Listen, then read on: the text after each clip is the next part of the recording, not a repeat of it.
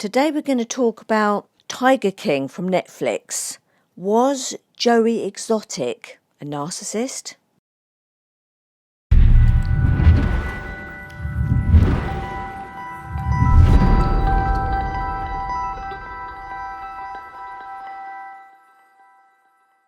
Hey guys, everything I've got here is quality. I promise, trust me, honestly. I'd love it if you'd subscribe.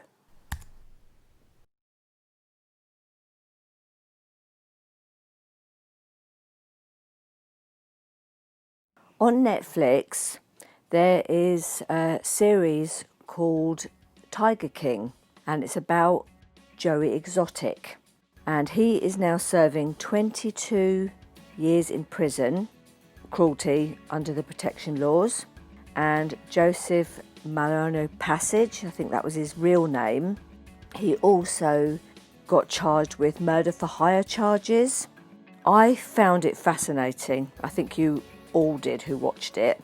So I'm going to start by telling you that he began in 1999 with one tiger, and of course it evolved over time, and he ended up interbreeding the animals, which it didn't show you on the documentary, but there were, say, a white tiger bred with a normal tiger, and what you got then, it had a white face and the rest of it was like a normal tiger. And he did this quite a lot, but unfortunately animals that are interbred in this way have issues. Two of the tigers, they couldn't see properly. They had to have their eyelids operated on to remove the eyelids. This is once they're rescued from the GW zoo, so they could see. Others had, instead of the long legs that a lioness has, they had very short, stumpy legs. There was a lot wrong with this interbreeding. Now we're going to start with the producer. I think his name was Rick Kirkman. Now he was the producer guy who, with Joe, created Exotic TV, Joe Exotic TV. He tells a story, now again I'm not sure, I'm hoping it's not true, but he tells a story where a lady came onto the zoo with a trailer with her horse in the back. She'd spoken to Joe about giving this horse a good retirement. So she unloads the trailer with the horse, tells Joe, please give it a good life, and Joe says, yeah, don't worry, I've got lots of paddocks, we'll give this horse a wonderful life. Hugs the lady, reassures her. As soon as that lady's trailer was off the zoo, Joe took a gun, shot the horse and fed the meat to the lions. And he also said he'd seen Joe shoot the tigers. Very uncaring. It's like he had no empathy. Now we know that no empathy is a sure sign that somebody has NPD, narcissism. And I think Joe definitely had the 5 traits. He believed Joe was a cruel man, and he goes on to say that even today, Rick himself suffers from anxiety. He gets very anxious when he thinks of Joe, some of the things that he sees them do, and he gets anxious and gets panicky episodes.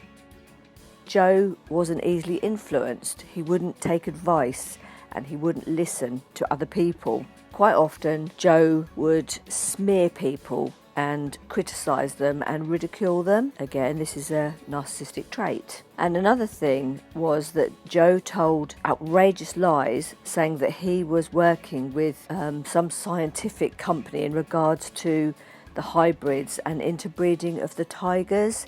And the company that he said he was working with have since said that was an absolute outrageous lie, that they were not working with him at all, and they contacted him and said, please can you stop telling people this because it's not true, it's not factual. Okay, the next one we'll talk through was the chap that came on, Josh Dial. He was Joe's campaign manager when Joe wanted to run as a delegate and remember he wanted to be a president as well, so the guy was clearly deluded, another narcissistic trait. So I think we're down to quite a few already. He said that Joe had no boundaries whatsoever. And he tells this lovely story about, he said, when you were sleeping on the zoo grounds, he said there was the reverberation of the lion roars in the morning, 30 lions roaring. And he said the windows would shake. He also talked about, because Joe was gay, it was wondered why Josh wasn't flirted with, or why didn't Joe go with Josh? And Josh says, well, I was too old, I was in my 30s. The types that Joey Exotic liked, he said, were young and dumb, quite easy to manipulate. Now, Travis, and unfortunately he accidentally shot himself, and Josh was there, sat in the chair when it happened. And this is so strange because John, another boyfriend of Joe Exotic, and they were like a threesome. Now that's peculiar, isn't it?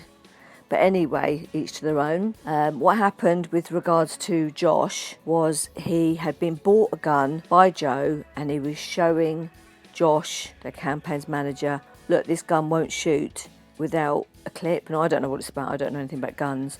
And he put the gun to his head, and unfortunately it did shoot, and he shot himself. Now, the other boyfriend, John Finley, he then claims he was always straight because he went with girls. John went off Joey Exotic, and he went with a girl. They had a baby together. She's now 5. At this time, one lover, boyfriend's gone off with a girl, and the other husband has shot himself accidentally. They had a funeral. Joe invited the mother to come along, and then after the funeral, he never ever spoke to her again, just cast her aside, disregarded her. 8 weeks after Joe's husband shot himself, he married another young man. Do you believe that? So on camera he cried, he showed emotion, but 8 weeks later he had married another young man. Something's lacking epically there. There's some emotion, something. Who does that? Who just can move on 8 weeks after your husband has died and marry another young man? Now, Joe run the kingdom. He was in his own realm. He was the supreme ruler, and he was highest in rank, foremost. Now, he came up against Carol Baskin. She and him, oh my gosh, it was like two narcissists together. I think she was a narcissist. She took umbrage with Joe because she didn't feel things were run properly. So they banged heads, as you've seen a lot on the documentary. Now, she was the one that Joe Exotic wanted to have murdered. Now we'll talk about Eric, the head zookeeper. He felt very manipulated by Joe and used. He used to be told to entice the cats over to him, which they did come over to him because obviously they trusted Eric very much. And then Joe would inject them, shoot them, whatever, to make space or to get rid of them and sell them. So he's bitter because he feels guilty because he feels Joe manipulated him so badly. So you see his allies are slowly falling to the wayside. Then you had the new owners, Jeff and Lauren Lowe. Now, there's another narcissist for you, I'm almost sure. Lauren, the wife, has had their little child, their baby. So what does Jeff do? Jeff openly tells the media and everybody else that he's getting a nanny. Very openly says he's going to get the sexiest, gorgeous woman he can find, and shows pictures of these women, while Lauren just smiles sweetly. And right enough, the child is born, and Jeff brings in a very sexy, beautiful nanny, young nanny. Lauren just sits and says, yes, she's hot. Now, how insensitive, unempathic is Jeff to do that to his wife who's just had a baby? But anyway, that seems to be quite a narcissistic trait to me as well, because I don't know enough about them to be fair, but I wonder if Lauren would be allowed to have a very sexy, hunky maintenance man come in daily, or how Jeff would feel about that. I don't know. Jeff's the puppet master. I might be wrong, I could be wrong.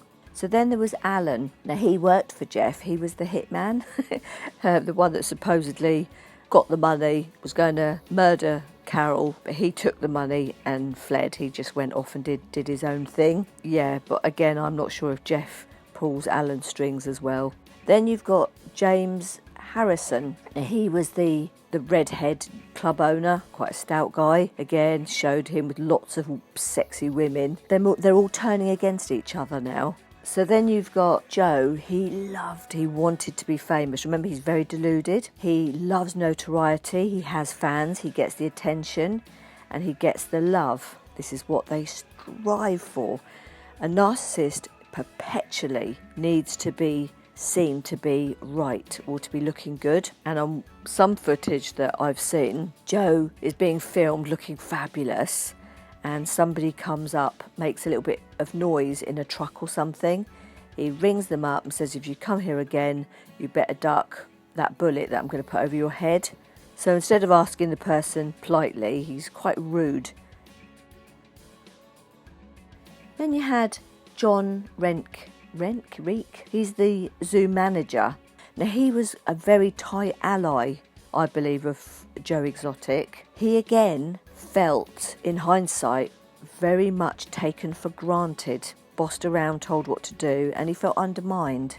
He ran a lot of stuff, he knew a lot of stuff, but Joe used to undermine him and tell him, you don't have the skills I have, you couldn't run this zoo. He says about Joe that he was very spontaneous. When asked how he feels about Joe now, he said, don't really want much to do with him. He knows it's not over because of Joe's constant appeals. Now remember, the narcissist never takes ownership, they never take blame, it's always somebody else's fault.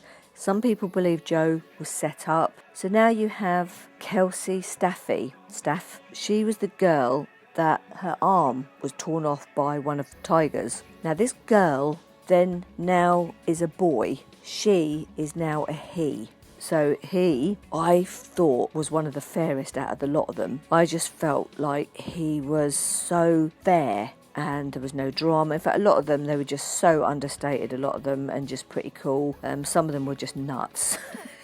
Properly lost the plot. But she was the zookeeper. She worked in the zoo, looked after the animals. She says of Joe, he was very much a smooth talker. When the animals were shot or taken away, she or he was always told that they were old, they were suffering, or they were in pain. But because of Joe's smooth talking, she kind of was okay with it. And he said about how Joe, for over a decade, was very generous and he fed the people for free. But what we know about narcissists is admiration, to be seen to be doing the right thing and to be as a good person. But then who cares, as long as people are getting fed for free and it's a good thing. So yeah, let's go back over. He told blatant lies. He didn't seem to have much empathy for people. He was deluded, brilliant manipulator, and he would have killed somebody.